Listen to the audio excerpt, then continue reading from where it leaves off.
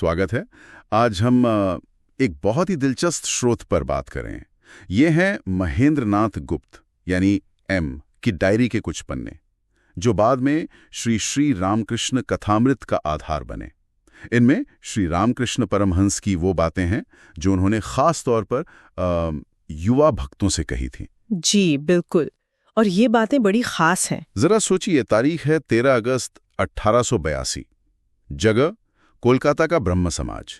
माहौल में सुधारवाद और नई सोच की एक लहर सी है। और इसी बीच श्री रामकृष्ण युवाओं को जीवन की गहराइयों से रूबरू करा रहे थे।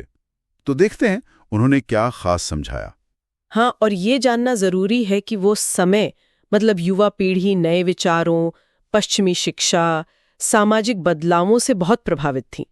ऐसे में श्री रामकृष्ण का उन्हें आध्यात्मिकता और रोजमर्रा की जिंदगी के बीच एक तालमेल बिठाने का रास्ता दिखाना वो काफी मायने रखता था। तो सबसे पहली और मुझे लगता है सबसे अहम बात जो सामने आती है वो है ईश्वर चिंतन और भक्ति। उनका कहना था कि जवानी का जो जोश है, मन की पवित्रता, ये ईश्वर को महसूस करने का सबसे सही समय है।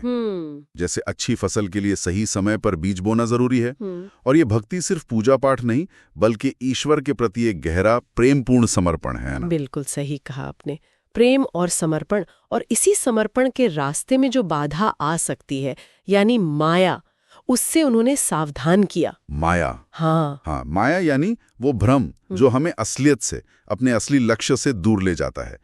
उनका कहना था कि ये जो सांसारिक सुख हैं, ये एक मृग तृष्णा की तरह है। मतलब दूर से बहुत लुभावने लगते हैं पर पास जाने पर गायब हो जाते हैं। अच्छा। युवाओं के लिए ये समझना खास तौर पर जरूरी था, क्योंकि उन्हें नए नए अनुभवों का आकर्षण उन्हें आसानी से भटका सकता है। क्यों? हाँ बिल्कुल, भटकने का डर तो रहता ही है। लेकिन इस माया से बचने का सिर्फ उपदेश नहीं दिया, उन्होंने रास्ता भी सुझाया। सत्संग, हाँ, यानी अच्छे ईश्वर परायण लोगों का साथ। जैसे फूलों के पास रहने से कपड़ों में अपने आप खुशबू बस जाती है ना, हाँ, वैसे ही अच्छे लोगों का साथ मन को पवित्र करता है और सही रास्ते पर चलने की प्रेरणा भी देता है। बिल्कुल। और यहाँ एक दिलचस्प मोड़ आता है। उन्होंने युवाओं को ये नहीं कहा कि भाई संसार छोड़ दो, जंगल में चले जाओ। नहीं, बल्कि एक संतुलन साधने पर जोर दिया।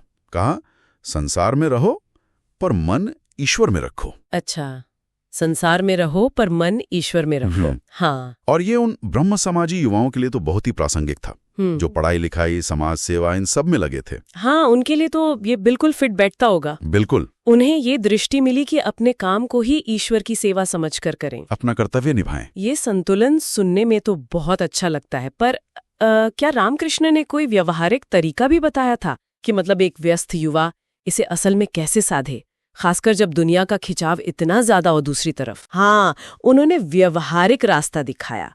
वो था आत्मसंयम और त्याग के जरिए। आत्मसंयम जी, मन को काबू में रखना। इसकी तुलना उन्होंने लगाम लगे घोड़े से की। अच्छा, घोड़े से? हाँ, कि अगर लगाम मजबूत हो तो घोड़ा सही दिशा में दौड़ेगा, वरना तो वो भटक जाएगा। तो युवाओं की जो अपार ऊर्जा होती है, उसको सही दिशा देने का ये एक बहुत सशक्त तरीका था। और ये त्याग संसार छोड़ने का नहीं था, बल्कि बुरी आदतों और भटकाने वाली जो इच्छाएं हैं उनको छोड़ने का त्याग था। समझ गया, मतलब अपनी ऊर्जा को सही जगह लगाना। और उनकी सिखाने की शैली भी तो कमाल की थी।